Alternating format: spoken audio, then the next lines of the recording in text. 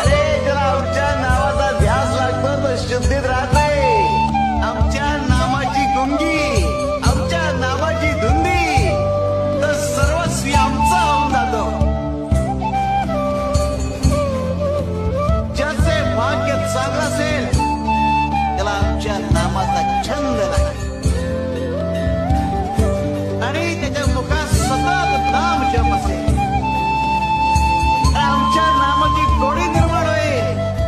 ध्यानी मनी स्वप्नी ही नाम संजीवनी बदनी असेल. त्याला निरंतर सुखाची प्राप्ती होईल. तसं मधाचं सेवन करण्यासाठी भ्रमर कमळ फुलात